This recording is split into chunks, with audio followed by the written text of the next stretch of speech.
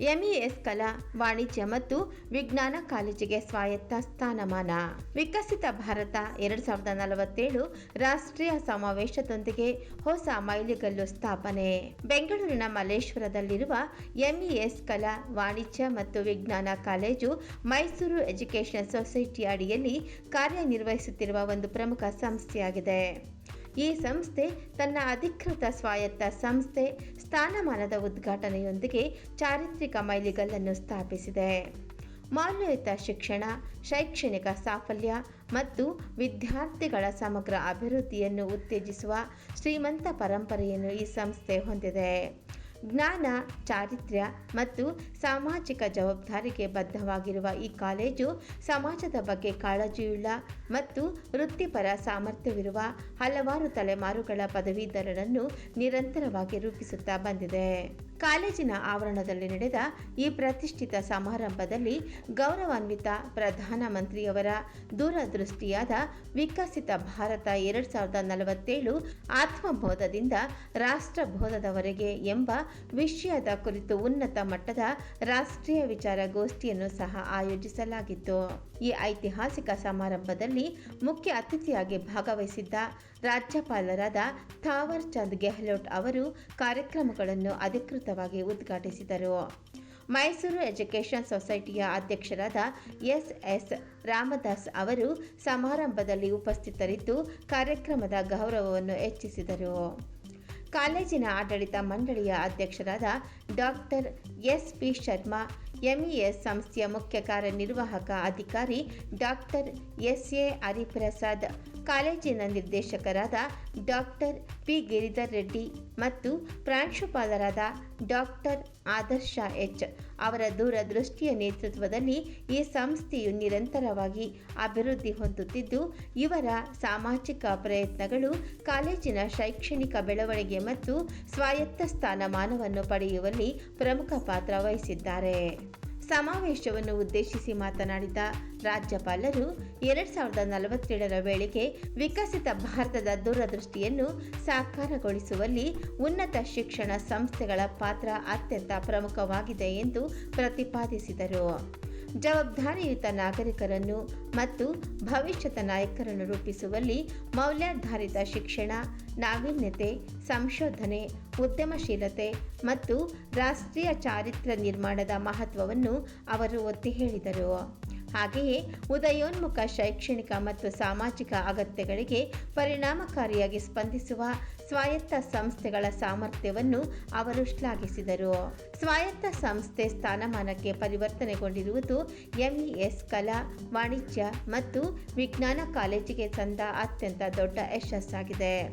ಇದು ಸಂಸ್ಥೆಯ ಶೈಕ್ಷಣಿಕ ಪಠ್ಯಕ್ರಮವನ್ನು ಮೇಲ್ದರ್ಜೆಗೇರಿಸಲು, ನವೀನ ಬೋಧನಾ ವಿಧಾನಗಳನ್ನು ಪರಿಚಯಿಸಲು ಮತ್ತು ದೇಶದ ಬದಲಾಗುತ್ತಿರುವ ಶಿಕ್ಷಣದ ಮಾನದಂಡಗಳಿಗೆ ಅನುಗುಣವಾಗಿ ವಿದ್ಯಾರ್ಥಿ ಸಮುದಾಯಕ್ಕೆ ಮತ್ತಷ್ಟು ಉತ್ತಮ ಸೇವೆ ಸಲ್ಲಿಸಲು ಈ ಸಂಸ್ಥೆಗೆ ಹೆಚ್ಚಿನ ಅಧಿಕಾರ ಹಾಗೂ ಸ್ವಾತಂತ್ರ್ಯವನ್ನು ನೀಡುತ್ತದೆ.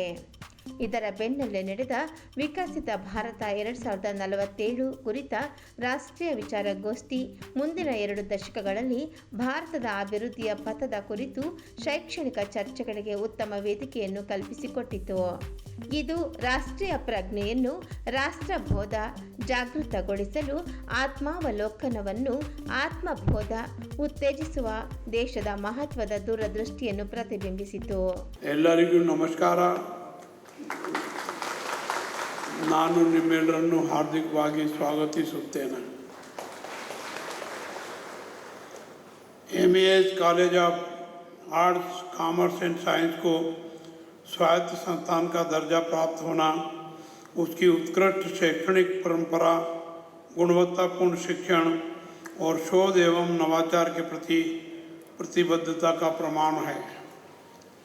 मैं इस उपलब्धि के लिए संस्थान के प्रबंधन, शिक्षकों, विद्यार्थियों को हार्दिक बधाई देता हूँ. मुझे जानकर प्रसन्नता हो रही है कि MES college of arts, commerce and science द्वारा विकसित भारत 2047 आत्मबोध से राष्ट्रबोध विषय पर राष्ट्रीय संगोष्ठी का आयोजन किया जा रहा है. यह विषय अकादमिक विमर्श के साथ साथ भारत के भविष्य के मार्गदर्शन का दर्शन है। इस विषय का ऐसे समय में चयन किया गया है जब हमारा राष्ट्र स्वतंत्रता के शताब्दी वर्ष 2047 की ओर आत्मविश्वास के साथ अग्रसर है। हमारा भारत देश जीवंत सभ्यता, ज्ञान परंपरा और मानवीय मूल्यों का प्रतिनिधि राष्ट्र है।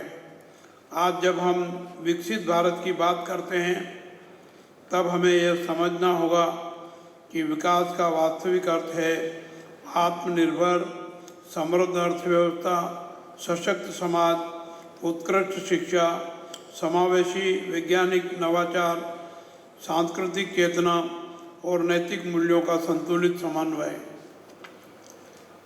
माननीय प्रधानमंत्री श्री नरेंद्र मोदी जी द्वारा प्रस्तुत विकसित भारत 2047 का संकल्प भारत को विश्व की अग्रणी शक्तियों में स्थापित करने का व्यापक राष्ट्रीय अभियान है और 140 करोड़ भारतीयों का राष्ट्रीय संकल्प है। आज का युग अंतर विषयक ज्ञान का युग है। वे दिन अब पीछे छूट गए जब विज्ञान, वाणिज्य और मानविकी को अलग अलग क्षेत्रों के रूप में देखा जाता था। वर्तमान समय की जटिल चुनौतियां बहुआयामी है, इसलिए उनके समाधान भी बहुआयामी होना चाहिए। विज्ञान हमें तकनीक और नवाचार देता है, वाणिज्य हमें संसाधनों के कुशल प्रबंधन और आर्थिक विकास का मार्ग दिखाता है, जबकि मानविकी हमें मानवीय संवेदनाएं, नैतिक दिशा और सामाजिक चेतना प्रदान करती है। यदि विज्ञान में मानवीय दृष्टि न हो तो तकनीक मानवता के लिए चुनौती बन सकती है। यदि वाणिज्य में नैतिकता न हो तो आर्थिक विकास असमानता को बढ़ा सकता है, और यदि मानवीय की आधुनिक विज्ञान और अर्थव्यवस्था से जुड़ी न हो तो वो समाज की बदलती आवश्यकताओं को पूरा नहीं कर पाएगी। ಬಟ್ ಇನ್ ಆಲ್ ರೆಸ್ಪೆಕ್ಟ್ಸ್ ಅಂತ ನನ್ನ ಅಭಿಪ್ರಾಯದಲ್ಲಿ ಎಲ್ಲ ಡೆವಲಪ್ಮೆಂಟ್ ಆಗಬೇಕು. ಬರೀ ಎಜುಕೇಷನ್ ಆದರೆ ಸಾಲದು, ಇಂಡಸ್ಟ್ರಿ ಆಗಬೇಕು, ಎ ಆಗಬೇಕು, ಎಲ್ಲ ಥರದ ಕ್ಷೇತ್ರದಲ್ಲೂ ಕೂಡ ಮುಂದುವರಿಬೇಕು, ಡೆವಲಪ್ ಆಗಬೇಕು ಅನ್ನೋದು ಅದೊಂದು ವಿಕಸಿತ ಭಾರತ. ಅದಕ್ಕೆ ಅದು ನಮ್ಮ ಪ್ರೈಮ್ ಮಿನಿಸ್ಟರ್ ಅವರ ಅದೊಂದು ಉದ್ದೇಶ, ಸದುದ್ದೇಶ. ಆ ಥರ ಅದನ್ನು ನಾವು ಪಾಲಿಸ್ಕೊಂಡು ಇನ್ನೂ ಹೆಚ್ಚಿಗೆ ನಮ್ಮ ದೇಶದ ಅಭಿವೃದ್ಧಿ ಹೇಗೆ ಮಾಡಬಹುದು ಅಂತಂದ್ಬಿಟ್ಟು ಮಾಡಬೇಕು ಅಂತ ಒಂದು ಕಾರ್ಯಕ್ರಮ ಹಾಕ್ಕೊಂಡಿದ್ದೀವಿ. ಒಳ್ಳೆ ಕಾರ್ಯಕ್ರಮಗಳು ನಡೀತಾ ಇದೆ. ಫಾರ್ ಎಕ್ಸಾಂಪಲ್, ಒಂದು ಫಿಸಿಕ್ಸಲ್ಲಿ ತೊಗೊಂಡ್ರೆ ನ್ಯಾನೋ ಟೆಕ್ನಾಲಜಿ ಆಗಿರ್ಬೋದು, ಕಂಪ್ಯೂಟರ್ಸಲ್ಲಿ ತೊಗೊಂಡ್ರೆ ಕಂಪ್ಯೂಟಿಂಗ್ ಫಿನಾಮಿನಾ ಆಗಿರ್ಬೋದು, ಆ್ಯಂಡ್ ಗ್ರೀನ್ ಕಂಪ್ಯೂಟಿಂಗ್ ಆಗಿರ್ಬೋದು ಎನ್ವೈರ್ಮೆಂಟಲ್ ಸೈನ್ಸಸ್ಸಲ್ಲಿ. ಹಾಗೆಯೇ ಕೆಮಿಸ್ಟ್ರಿನಲ್ಲೂ ಕೂಡ ಸೂಪರ್ ಕೆಪಾಸಿಟರ್ಸು ಮತ್ತು ಬಯೋಮೆಡಿಕಲ್ ಸೈನ್ಸಸ್ಸು, ಅಂದರೆ ಮೆಡಿಕಲ್ಲು ಮತ್ತು ಈ ಫಿಸಿಕಲ್ ಸೈನ್ಸಸ್ಸು ಕಾಂಬಿನೇಷನ್ ಆಗಿ, ಫೋರೆನ್ಸಿಕ್, ಸೈಬರ್ ಸೆಕ್ಯೂರಿಟಿ ಆ್ಯಂಡ್ ಲಾ, ಈ ರೀತಿಯಾಗಿ ಹೊಸ ಹೊಸ ಡೆವಲಪ್ಮೆಂಟ್ಗಳ ಜೊತೆಗೆ ಸ್ಕಿಲ್ ಡೆವಲಪ್ಮೆಂಟು. ಈಗೇನಾಗುತ್ತೆ, ಡಿಗ್ರಿ ತೊಗೊಂಡು ಮಾತ್ರಕ್ಕೆ ಅದೊಂದು ಪಾಸ್ಪೋರ್ಟ್ ಥರ ಅಲ್ಲ. ಯಾವುದೇ ಒಂದು ಇಂಡಸ್ಟ್ರಿ ಆಗಿರಲಿ, ಯಾವುದೇ ಒಂದು ದೊಡ್ಡ ಉನ್ನತವಾದ ರಿಸರ್ಚ್ ಲೆಬಾರ್ಟ್ರಿ ಆಗಿರಲಿ, ಅವರು ಸ್ಕಿಲ್ ಓರಿಯೆಂಟೆಡ್ ಆಗಿ ಹುಡುಗನಿಗಾಗಲಿ ಹುಡುಗಿಗಾಗಲಿ ಬೇಕಾಗುತ್ತೆ. ಆ ಸ್ಕಿಲ್ ಓರಿಯೆಂಟೆಡನ್ನು ನಾವು ಕರಿಕ್ಯುಲಮ್ ಜೊತೆಗೆ ಸೇರಿಸ್ಕೊಂಡು ನಾವು ಸರ್ಟಿಫಿಕೇಟ್ ಕೋರ್ಸಸ್ಸನ್ನು ನಾವು ಕೊಡ್ಬೋದು ಅಟಾನಮಸಲ್ಲಿ. ನಾವು ಯೂನಿವರ್ಸಿಟಿನ ಕೇಳೋ ಅಗತ್ಯ ಇಲ್ಲ. ಒಟ್ಟಾರೆ ಹೇಳೋದಾದರೆ ಅಟಾನಮಸಲ್ಲಿ ಸಿಲೆಬಸ್ಸನ್ನು ನಾವು ಬದಲಾಯಿಸ್ಕೋಬೋದು. ಇಂಡಸ್ಟ್ರಿಗೆ ಏನೇನು ಈಗಿನ ಕಾಲಕ್ಕೆ ಏನು ಬೇಕಾಗುತ್ತೋ ಅದನ್ನು ನಾವು ಅಧ್ಯಯನವನ್ನು ಮಾಡಿ ಅದನ್ನು ನಾವು ಸಿಲೆಬಸ್ಸಲ್ಲಿ ಇಟ್ಕೊಂಡು ಮೇಷ್ಟ್ರುಗಳು ಸ್ವಲ್ಪ ಓದಬೇಕಾಗತ್ತೆ. ಹುಡುಗರಿಗೆ ಹೇಳ್ಕೊಡ್ಬೇಕಾದ್ರೆ ಈಗ ಮುಂಚಿನ ಥರ ನಾವು ಕ್ಲಾಸ್ ರೂಮಲ್ಲಿ ನೋಟ್ಸ್ ತೊಗೊಂಡು ಪ್ರಾಬ್ಲಮ್ಸ್ ಮಾಡೋಕ್ಕಾಗಲ್ಲ. ಗೂಗಲ್ ಕ್ಲಾಸ್ ರೂಮ್ ಅಂತ ಇದೆ. ನಮ್ಮ ನೋಟ್ಸನ್ನೆಲ್ಲ ನಾವು ಅಲ್ಲಿ ಅಪ್ಲೋಡ್ ಮಾಡಿಬಿಟ್ಟು ಇಲ್ಲಿ ಅಪ್ಲಿಕೇಶನ್ ಓರಿಯೆಂಟೆಡ್. ಇವತ್ತು ಅಟಾನಮಸ್ ಆದಾಗ ಎರಡು ಇಂಪಾರ್ಟೆಂಟ್ ವಿಚಾರ ಏನು ಅಂತಂದರೆ, ಒಂದು ಹೊಸ ಕೋರ್ಸ್ಗಳನ್ನ ಮಾಡಲಿಕ್ಕೆ ನಮ್ಗೆ ಅವಕಾಶ ಸಿಕ್ಕಿದೆ. ಹೊಸ ಕೋರ್ಸ್ ಏನು ಅಂದರೆ MES college for arts, commerce and science ಅಂದಾಗ ನಾವು ಆರ್ಟ್ಸ್ ಕೋರ್ಸಸ್ ಮಾಡ್ತೀವಿ, ಕಾಮರ್ಸ್ ಕೋರ್ಸಸ್ ಮಾಡ್ತೀವಿ, ಸೈನ್ಸ್ ಕೋರ್ಸಸ್ ಮಾಡ್ತೀವಿ. ಬ್ಯಾಚುಲರ್ ಆಫ್ ಆರ್ಟ್ಸ್ ಅಷ್ಟೇ ಆಗಲ್ಲ, ಬ್ಯಾಚುಲರ್ ಆಫ್ ಕಾಮರ್ಸ್ ಅಷ್ಟೇ ಹೇಳಿದ್ರಾಗಲ್ಲ. ಕಾಮರ್ಸ್ನಲ್ಲಿ ಈ ವರ್ಷದಿಂದ ನಾವು 3 ಹೊಸ ಕೋರ್ಸನ್ನು ಮಾಡಿದ್ದೀವಿ. ಒಂದು ಅಕೌಂಟ್ಸ್ ಆ್ಯಂಡ್ ಫೈನಾನ್ಸು, ಇನ್ನೊಂದು ಫೈನಾನ್ಷಿಯಲ್ ಟೆಕ್ನಾಲಜಿ, ಇನ್ನೊಂದು BDA. ಈ 3 ಕೋರ್ಸ್ ಕೂಡ ನಮ್ಮ ಇಡೀ ಸುತ್ತಮುತ್ತ ಇರ್ತಕ್ಕಂಥ ಕಾಲೇಜ್ಗಳಲ್ಲಿ ಎಲ್ಲೂ ಆಫರ್ ಮಾಡಿಲ್ಲ. ಕೆಲವೊಂದು ಕಡೆ ಶುರು ಮಾಡಿದ್ದಾರೆ ಈ ವರ್ಷದಿಂದ. ಆದರೆ ಲ್ಯಾಬ್ ಬೇಸ್ಡ್ ಅಂದರೆ ಏನು, ಕಾಮರ್ಸ್ ಕೋರ್ಸ್ನಲ್ಲಿ ಏನಾಗುತ್ತೆ, ಕ್ಲಾಸಸ್ ನಡಿಬೇಕಾದ್ರೆ ಕ್ಲಾಸ್ಗೆ ಹುಡುಗ ಬರ್ತಾನೆ, ಪಾಠ ನಡೆಯುತ್ತೆ, ಮುಗ್ದೋಗುತ್ತೆ. ಈ ಅಟಾನಮಸ್ ಸಿಕ್ಮೇಲಿನ ಅಡ್ವಾಂಟೇಜ್ ನಮ್ಗೆ ಏನಾಯಿತು ಅಂತಂದರೆ, ಪ್ರತಿಯೊಬ್ಬ ಹುಡುಗನಿಗೂ 80% ಆಫ್ ದಿ ಸಿಲೆಬಸ್ ಏನು ಪಾಠ ಮಾಡ್ತಾರೆ, ಉಳಿದ 20%ನ್ನು ಲ್ಯಾಬ್ನಲ್ಲಿ ಹೇಳ್ಕೊಡ್ತಾರೆ. ಜೊತೆಗೆ ಕಾಮರ್ಸ್ ಹುಡುಗ ಸೈನ್ಸ್ ಹುಡುಗನ ಜೊತೆ ಮಿಕ್ಸ್ ಆಗ್ತಾನೆ, ಸೈನ್ಸ್ ಹುಡುಗ ಆರ್ಟ್ಸ್ ಹುಡುಗನ ಜೊತೆ ಮಿಕ್ಸ್ ಆಗ್ತಾನೆ. ಹಾಗಾಗಿ ಯಾವುದೇ ಒಂದು ಆವಿಷ್ಕಾರ ಅಥವಾ ಇನ್ವೆನ್ಷನ್ ಅಂತ ಏನು ಕರಿತೀವಿ, ಅದು ಮಾಡಬೇಕಾದ್ರೆ ಇಂಟರ್ ಡಿಸಿಪ್ಲಿನರಿ ಲರ್ನಿಂಗ್ ಅಂತಾರೆ.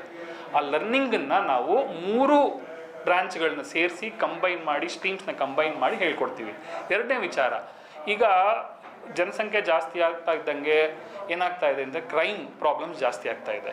ಕ್ರೈಮ್ ಪ್ರಾಬ್ಲಮ್ ಜಾಸ್ತಿ ಆದಾಗ ಒಂದು ಇಂಪಾರ್ಟೆಂಟ್ ಏನು ಅಂತಂದರೆ ಕ್ರಿಮಿನಾಲಜಿ ಆ್ಯಂಡ್ ಫೊರೆನ್ಸಿಕ್ ಸೈನ್ಸ್ ಅಂತ ಹೇಳಿ BSc-ನಲ್ಲಿ ನಾವೊಂದು ಹೊಸ ಕೋರ್ಸ್ ಇಂಟ್ರೊಡ್ಯೂಸ್ ಮಾಡಿದ್ದೀವಿ, BSc in criminology and forensic science ಅಂತ. ನಮ್ಮ ಗವರ್ನಿಂಗ್ ಬಾಡಿ ಚೇರ್ಮನ್ ಅವರ ನೇತೃತ್ವದಲ್ಲಿ ಮಾಡಿರೋತಕ್ಕಂಥದ್ದು. ಅಡ್ವಾಂಟೇಜ್ ಏನು ಅಂತಂದರೆ, ಈಗ ಎಲ್ಲೆಲ್ಲಿ ನ್ಯಾಷನಲ್ ಸೆಕ್ಯೂರಿಟಿ ಅಥವಾ ಥೆಫ್ಟ್ ಪ್ರಾಬ್ಲಮ್ಸ್ ಇದೆಯೋ ಅಲ್ಲೆಲ್ಲ ಸ್ಕಿಲ್ಡ್ ಹುಡುಗರು ಬೇಕಾಗ್ತಾರೆ. ಇಡೀ ಬೆಂಗಳೂರಲ್ಲಿ ಯೂನಿವರ್ಸಿಟಿ ಬಿಟ್ಟರೆ ನಮ್ಮದೊಂದೇ ಕಾಲೇಜ್ನಲ್ಲಿ we have that course called BSc in forensic science and criminology ಅಂತೇಳಿ ಈ ವರ್ಷದಿಂದ ಈ ಕಾಲೇಜ್ನಲ್ಲಿ ಶುರುವಾಗ್ತಾ ಇದೆ.